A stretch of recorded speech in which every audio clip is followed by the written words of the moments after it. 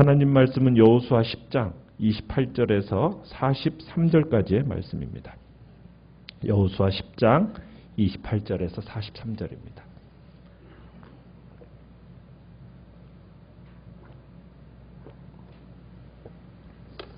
여호수아 10장 28절 제가 먼저 읽겠습니다.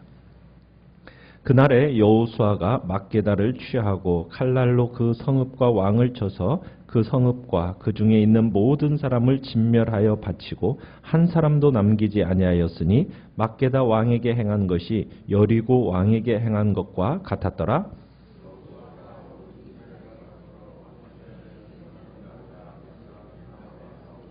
여호와께서 또 그 성읍과 그 왕을 이스라엘의 손에 붙이신지라. 칼날로 그 성읍과 그 중에 모든 사람을 쳐서 멸하여 한 사람도 남기지 아니하였으니 그 왕에게 행한 것이 여리고 왕에게 행한 것과 같았더라.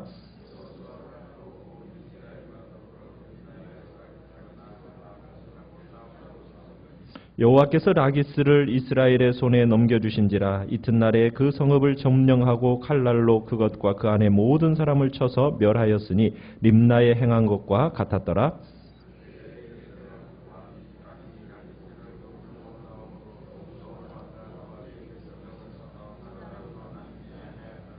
여호수아가 온 이스라엘과 더불어 라기스에서 에글론으로 나아가서 대진하고 싸워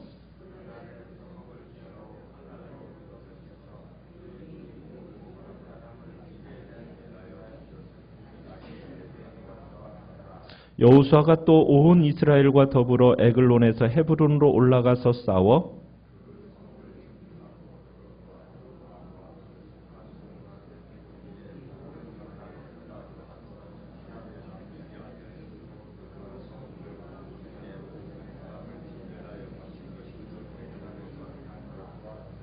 여호수아가 온 이스라엘과 더불어 돌아와서 드빌에 이르러 싸워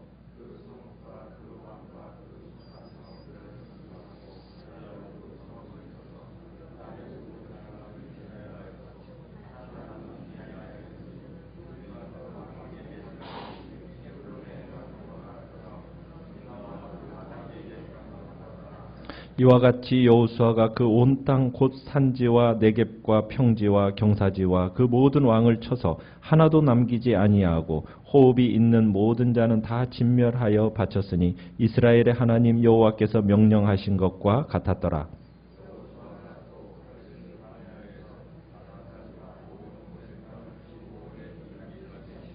이스라엘의 하나님 여호와께서 이스라엘을 위하여 싸우셨으므로 여호수아가 이 모든 왕들과 그들의 땅을 단번에 빼앗으니라.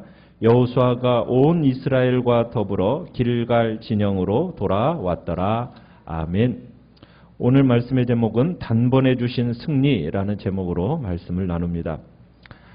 어제 기본 전투를 승리로 거두는 여호수아의 모습을 보았습니다. 마지막 이제 연합군인 5왕을 죽이고 이제 주님 앞에서 이제 승리의 모습을 우리가 봤는데 오늘 28절에 이렇게 시작하죠. 바로 그날에 어디를 취했다고 얘기합니까? 막게다를 취했다라고 얘기하면서 그 왕과 성읍의 모든 사람을 진멸을 합니다. 가나안의 지금 어느 지역을 정복하고 있느냐면 남부 지역을 지금 여호수아가 정복해 나가고 있습니다. 즉 가나안 왕들을 처형한 이 여호수아의 군대가 여세를 몰아서 이제 정복하는 지역을 보게 되는데 28절에서 막게다를 점령을 하고요. 그 다음에 29절에 가보시면 림나를 점령을 합니다. 31절에서는 라기스를 점령을 하죠. 그 다음에 34절에서는 에글론, 36절에서는 헤브론, 38절에서는 드빌, 이 순으로 진격을 하면서 나아갑니다. 그래서 41절에 가보시면 가데스 바네아에서 가사까지와 온 고센 땅을 기브온에 이르기까지 쳤다. 그러면서 이제 가나안 남부 지역을 완전히 정복했다라는 사실을 보도하고 있습니다. 이러한 본문의 기록에서 이스라엘의 본문에 나타난 이 지역 정복하는 데 있어서 최소 수개월이 아마 소요가 되었을 겁니다. 그런데 굉장히 완전히 정복되어지는 것이 너무 손쉽게 정복되어지는 것으로 이렇게 여겨지고 나아가고 있는 걸 보게 돼요.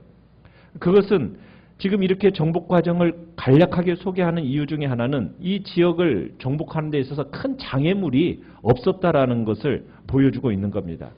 그러니까 하나님께서 이스라엘이 가나안을 정복해가는 이 과정 동안, 전 과정 동안 이스라엘과 하나님이 함께 하시면서 그들과 더불어 함께 싸워주심으로 그들의 가나안 정복이 아무런 장애가 없도록 하나님이 하셨다. 이것을 우리에게 보여주는 거죠. 자, 그런데 이 6개의 도성에 대한 정복 기사가요, 고정적이고 반복적인 독특한 어법을 사용하고 있습니다. 자, 어떤 어법이 사용되고 있느냐면, 자, 28절 하반절에 가보시면요, 막게다 왕에게 행한 것이 누구에게 행한 것과 같았더라? 여리고 왕에게 행한 것과 같았더라. 자, 30절로 가보시면요, 또 누구에게 행한 것과 같았더라? 여리고 왕에게 행한 것과 같았더라. 자, 그 다음에 라기스를 진멸할 때에는요, 32절에 뭐와 같았더라? 림나에 행한 것과 같았더라. 그 다음에 에글론을 진멸하고 나서는요, 35절에 보면은 어디와 행한 것과 같았더라? 라기스에 행한 것과 같았더라. 자, 그 다음에 헤브론을 진멸하고 나고서는 37절에 에글론에 행한 것과 같았더라. 그 다음에 드비를 진멸하고 나서는 39절에 헤브론에 행한 것과 같았으며 림나와 그 왕에게 행한 것과 같았더라. 그러니까 즉 앞서 행한 것과 똑같았다. 이 말을 계속 반복해서 하고 있는 것을 보게 됩니다. 그러니까 지금 이것은 이스라엘 백성이 여호수아의 지금 지도 아래에서 시작한 이 가나안 남부 지역의 이 정복 전쟁이 수행함에 있어서 처음부터 끝까지 동일한 태도로 임했다라는 것을 지금 보여주고 있는 겁니다. 동일한 태도다. 사실 이건 여러분 처음부터 마지막까지 똑같은 동일한 태도로 이렇게 진행되어 갔다는 것은 말같이 쉬운 것은 아닙니다. 왜냐하면 지금 이스라엘 백성이 여리고에게 행한 것과 같았더라 했을 때 여러분 여리고에게 이스라엘 백성이 행한 것이 어떻게 행했습니까? 성중에 있는 것을 다 진멸했죠. 뭐부터? 남녀, 노소, 소, 양, 나귀 이거 전부 다 진멸하고 칼날로 다 멸해버렸습니다. 자, 그런데 지금 이스라엘 백성은 이게 지금 여러분 쉬운 일입니까? 어려운 일입니까? 남녀노사를 다 죽인다는 것은요, 이게 사람의 마음으로서 그렇게 쉬운 일이 아니에요. 그러나 하기 어렵고 쉬운 일이 아니지만 처음부터 끝까지 하나님의 말씀대로 변함없이 수행했다라는 것을 지금 강조하고 있는 겁니다. 그러니까 하나님이 성도인 우리에게 요구하시는 것은 이겁니다. 어떤 큰 것을 요구하는 것도 아니고요. 위대한 것, 남다른 것. 하나님은 이것을 우리에게 요구하시는 것이 아닙니다. 하나님이 요구하시는 것은 뭘까요? 하나님의 목소리에 순종하는 것을 요구하십니다. 그 순종이 때로는 우리의 마음에 어떨까요? 본성을 거스르는 것일 수도 있습니다. 귀찮은 것일 수도 있고 또 매번 반복이 되어지는 것일 수도 있습니다. 그러나 하나님 앞에서 우리의 모습은 어떻게 해야 되느냐? 처음부터 끝까지 우리의 마음에 때로는 괴롭고 때로는 정말 하기 싫고 귀찮아도 묵묵히 그 모든 것들을 이겨내고 주님 앞에서 처음부터 끝까지 시작할 때 그 마음으로 하나님의 명령을 실천하는 것. 주님은 이것을 원하시는 겁니다. 이거야말로 하나님의 거룩한 사업을 이루고 그리고 하나님의 약속된 축복을 가져오는 비결이 되는 겁니다. 자, 여호수아의 전투는 처음부터 마지막까지 동일했어요.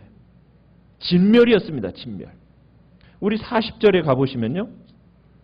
40절 보시면은 중반에 그렇게 얘기하죠. 모든 왕을 쳐서 하나님도 하나도 남기지 아니하니 무엇이 있는 자는 호흡이 있는 모든 자는 다 어떻게 했다?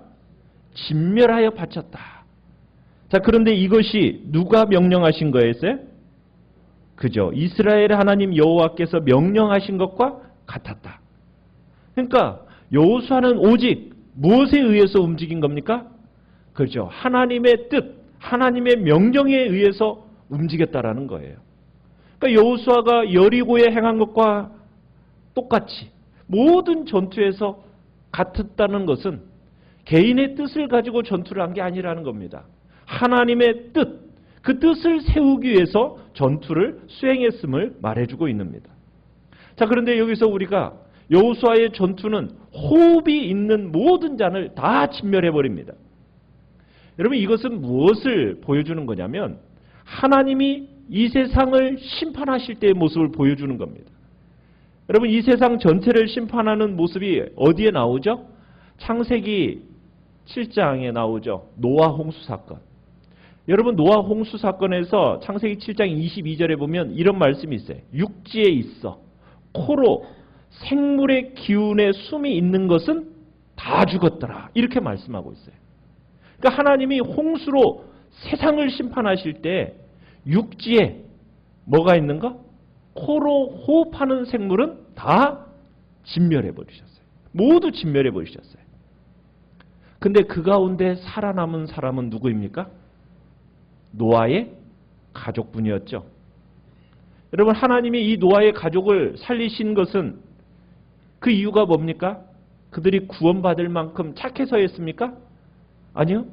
그게 아니죠. 의로워서였습니까? 아니었습니다. 창세기 6장 8절 말씀처럼 하나님으로 받든 무엇 때문이냐면 은혜 때문이었어요. 은혜입니다. 그러니까 노아와 그의 가족을 살린 것은 뭐가 살린 거예요? 하나님의 은혜가 살린 거예요. 은혜. 홍수는 인간의 모든 걸 다 싹쓸이해버렸습니다. 호흡이 있는 모든 것은 다 진멸해버렸어요. 남아있는 거 아무것도 없었습니다. 인간이 자랑하는 모든 문화 다 무너지고 없어졌어요. 오직 누구만 물 위에 떠 있습니까? 은혜를 입은 자만. 은혜를 입은 자만. 결국 심판의 현장에서 살아남는 것은 누구만 살아남는다고요? 은혜를 받은 자만 살아남아요. 생명이 되는 것, 심판의 현장에서 생명이 되는 것은 무엇이라고요? 은혜뿐입니다. 다른 것이 요구되지 않습니다. 오직 하나님의 은혜입니다. 지금 하나님께서 가나안 땅, 그곳에 살고 있는 모든 주민들을 모두 지금 진멸하고 계십니다. 진멸하는 이유는 무엇이겠습니까? 새롭게 시작하겠다라는 하나님의 의도가 있는 거예요. 새롭게 시작하겠다.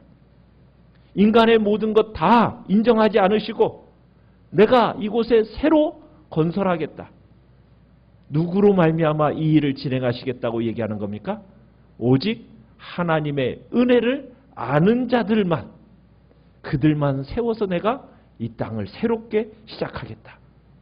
여러분, 이러한 뜻을 가지고 지금 하나님은 가나안 땅의 주민들을 진멸하시고 이스라엘 백성들을 그곳에 심고 계시는 겁니다. 그러니까 하나님 앞에 나올 때 우리가 또한 가져야 할 태도가 있어요. 그건 뭐냐면 나의 옛것은 어떤 것이다?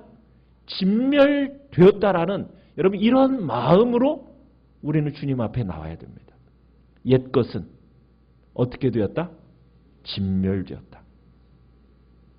오직 나는 하나님이 주신 은혜만 덩그러니 내게 남아있다. 여러분, 이 마음이 필요한 겁니다. 나는 죽어 마땅한 존재고 나는 심판받아야 마땅한 존재인데 하나님의 은혜가 나를 살렸다. 여러분, 그러면 내세울 것이 있습니까? 없습니까? 우리 안에 내세울 거 아무것도 없죠. 우리가 내세울 거 뭐밖에 없어요? 오직 하나님의 은혜. 우리의 어떤 업적도 없습니다. 공로도 아닙니다. 오직 하나님의 은혜밖에는 우리는 하나님께 기대할 게 없고 주님 앞에 내세울 게 없는 거예요. 세상은 이러한 진멸을 몰라요. 하나님이 이 땅에 다시 오셔서 예수 그리스도께서 오실 때는 이 땅을 완전히 불로서 다 진멸해 버리실 것입니다.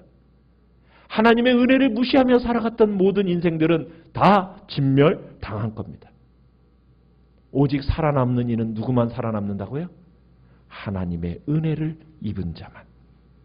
하나님의 은혜가 뭔지를 아는 자만 살아남을 것입니다. 우리는 이 땅을 하나님이 깨끗이 청소하실 거예요. 우리는 하나님의 은혜를 아는 자로 우리는 살아가야 됩니다. 하나님의 약속 안에 우리를 세워야 됩니다. 여러분, 이런 하나님의 뜻을 우리 알아야 돼요. 세상은 반드시 이렇게 진멸당하게 될 겁니다. 그렇지만 우리가 살아남는다면, 살아남는 이유는 뭐 하나밖에 없어요? 주님의 은총이다. 주님의 은혜다. 그것이 나를 살렸다. 여러분, 그것을 귀한 축복으로 여기시면서 우리가 그러면은 이 세상에 여러분 시시한 것으로 경쟁하고 다투고 그럴 필요가 있습니까? 없습니까? 없다는 거예요. 우리 언제나 당당하게 참 죽어야 할 운명이었던 우리에게 참으로 하나님의 은혜가 임하여서 나를 살려주신 것에 대해서 감사하고 그리고 부지런히 그 은혜를 증거하는 자로 살아가야 되는 것이 우리의 살아가야 할 삶에 마땅한 바라는 겁니다. 우리가 42절에 가보면요, 여호수아의 군대가 남방의 모든 땅을 어떻게 빼앗았다고 얘기하고 있습니까? 단번에 빼앗았다, 이렇게 얘기하고 있어요. 단번에 남쪽 지역을 차지했다. 여러분, 이스라엘 백성이 하나님이 세우신 그 원칙에 따라서 처음부터 끝까지 성실하게 싸우고, 또한 어떻게 보면 뛰어난 장수군인 여호수아의 지휘를 받긴 했지만, 여러분, 이 군사적인 정복, 이 광활한 영토를 획득함에 있어서 여러분 그 결과는, 이렇게 단번에 빼앗을 수 있었던 결과는 무엇 때문이라고 지금 얘기를 하고 있어요? 42절 앞에 보니까 이스라엘의 하나님 여호와께서 이스라엘을 위하여 싸우셨으므로. 단번에 획득한 결과는 이스라엘의 하나님 여호와께서 이스라엘을 위해서 싸워주신 결과라는 겁니다. 가나안 땅으로의 침략과 정복, 그 모든 것이 하나님의 인도요, 하나님의 섭리로 진행되어졌기 때문에 결국 하나님의 선물로 주어주신 거라는 것을 지금 이야기하고 있는 겁니다.